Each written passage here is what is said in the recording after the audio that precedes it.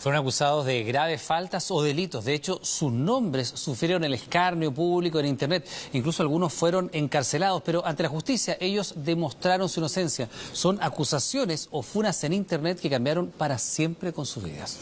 Hoy nos cuentan sus historias para poner una voz de alerta sobre estos casos que han proliferado con el correr de los años. Son falsos acusados, el peligro de las funas, todo esto en el reportaje a fondo de hoy de los periodistas Rodrigo Pizarro y Cristiana Acuña. Me acusa de que yo la estaba tocando. En esas mismas publicaciones hubieron hasta amenazas de muerte. Loco, es terrible, es terrible. Es la weá más pinta que le puede pasar.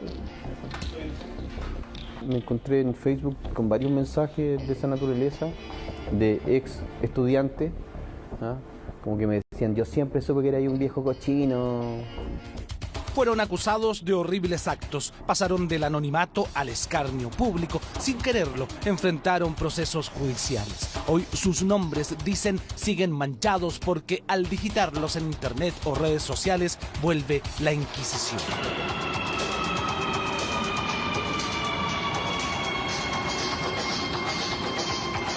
Tomé el metro de la línea 6 en Cerrillo. Y en la estación Pedro Aguirre Cerda se subió como estaba lleno ya en la estación, un montón de gente y apretando contra lo que ya estaban adentro. Y hice un gesto de mover el bolso y lo corrí para que no me estorbara. Y alguien seguramente, que en este caso fue una señorita que estaba adelante, se sintió pasar a llevar, yo me imaginé que por el bolso. Franklin. Entonces, en algún momento me dijo, ¿qué te pasa, huevo? Habla en exclusiva con reportajes a fondo de Chilevisión Noticias. Samuel Salinas, 59 años, supervisor de construcción, recuerda ese 18 de enero pasado, cuando una publicación subida a Facebook por una joven usuaria da un giro inesperado en su vida.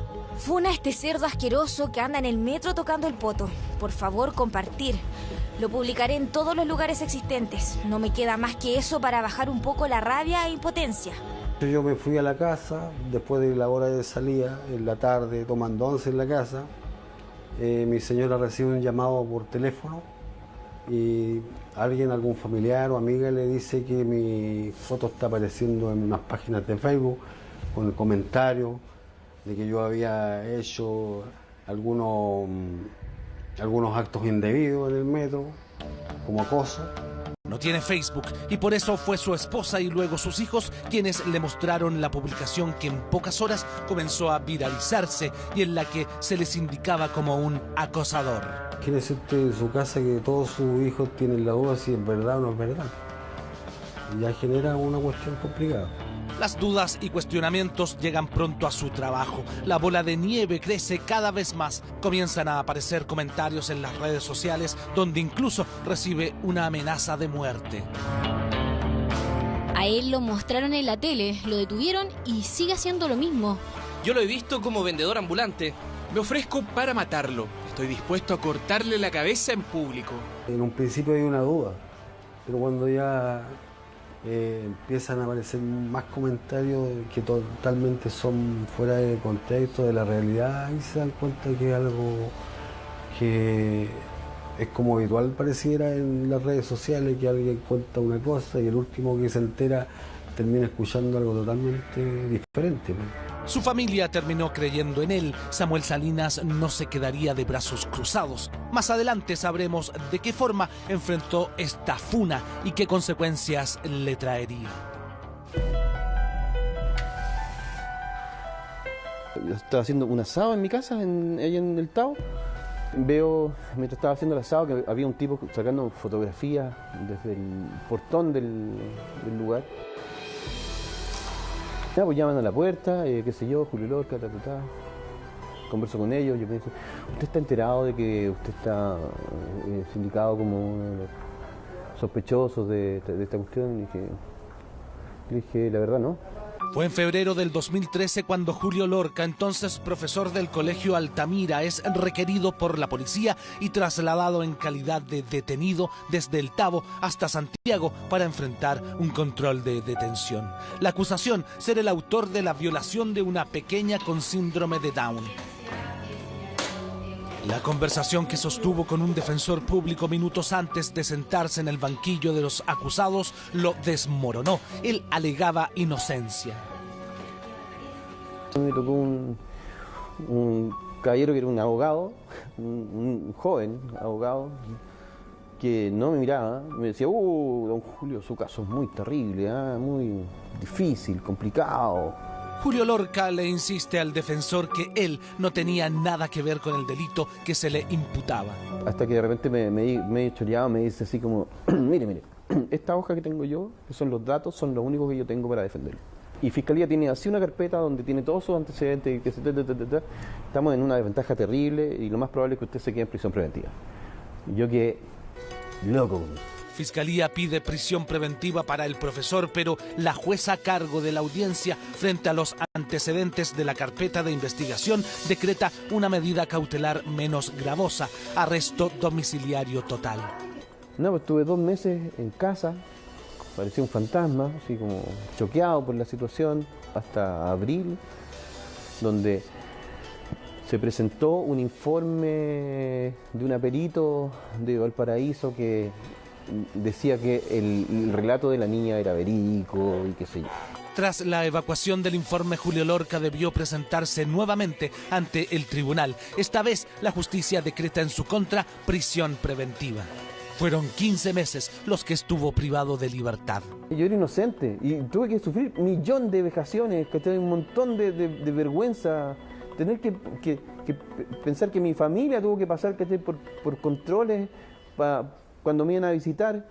Tras las rejas, alegando inocencia, cambió a su abogado y su caso es asumido por Gustavo Menares. Me encontré con una investigación en donde no había nada, no había un solo antecedente. Imagínate que en 5 meses no se había practicado ninguna diligencia de investigación, ninguna. Pero lo más grave es que no tan solo la defensa no había hecho nada, lo más grave es que el Ministerio Público no había hecho nada con la investigación desde el día 1. En el juicio en su contra, las pericias indicaron que las lesiones de la supuesta violación que tenía la menor no eran coincidentes con el día que la Fiscalía decía la habían atacado. Julio Lorca es declarado inocente y recupera su libertad.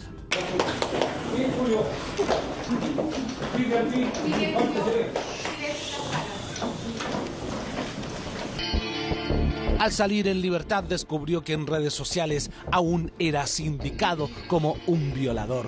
Una condena virtual que continuó en internet. ¿Qué pasa si es que ese discurso de alguna forma se empieza a comprobar de que no es verdadero o que no es válido, pero no obstante la red, cierto, almacena dentro de sus registros cualquier tipo de información sin de alguna forma delimitar si es verdadero o falso, y ahí es donde se produce lo que podríamos llamar como el estigma social. Es difícil ir en contra de ese estigma, ¿no?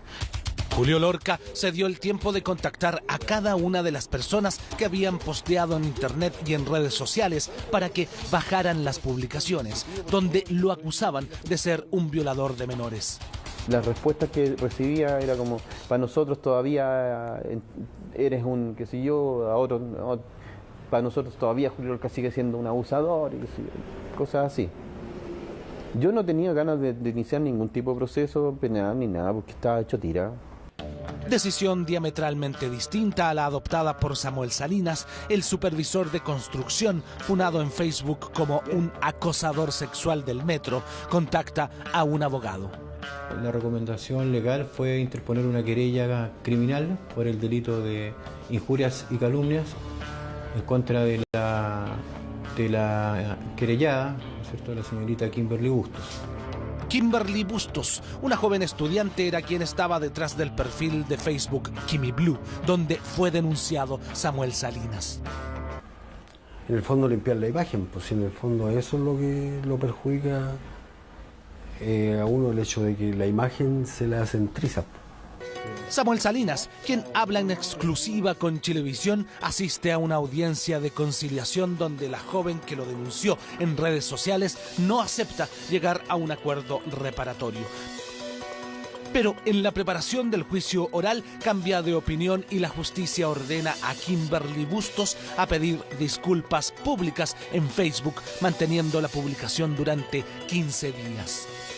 Yo, Kimberly Bustos Díaz, pido disculpas públicas a la persona de la fotografía, don Samuel Emilio Salinas Herrera, por los daños y perjuicios ocasionados por mi publicación y sus comentarios respectivos, efectuada en esta red social, la que no debía efectuar ni difundir, por ser este un delito de injurias y calumnias, por lo que me arrepiento profundamente. Muchas personas que seguramente vieron ese reportaje, después no van a tener acceso a ver las disculpas de ella y después no van a tener acceso a la verdad, entonces se quedan con esa impresión. Y esa impresión es la que los va a perseguir siempre y cada vez que me vean.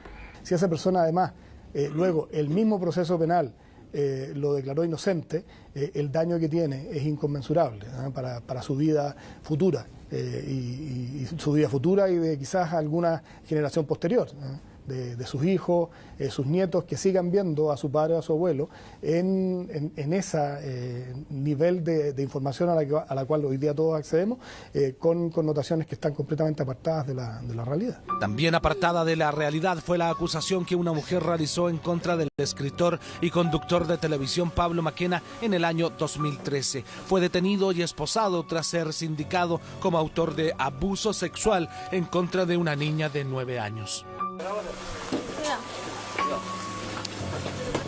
Fue María Soledad Fuentes la mujer que aseguró que mientras ella estaba en el baño, Mackenna realizó tocaciones a su hija de 9 años, que a las 2 de la madrugada la esperaba sentada en una escalera del casino de Viña del Mar. Me dice, mamita, ¿sabes que me tocaron la pierna y me tocaron la vagina?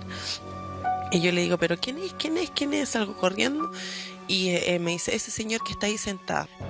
Fue en definitiva este video de 16 segundos el que comprobó la inocencia de Pablo Mackenna. En el registro se ve al conductor de televisión sentarse al lado de la niña de 9 años, pero nada del supuesto abuso sexual. Me siento al lado y le pregunto, ¿qué haces a las 2 de la mañana sola aquí?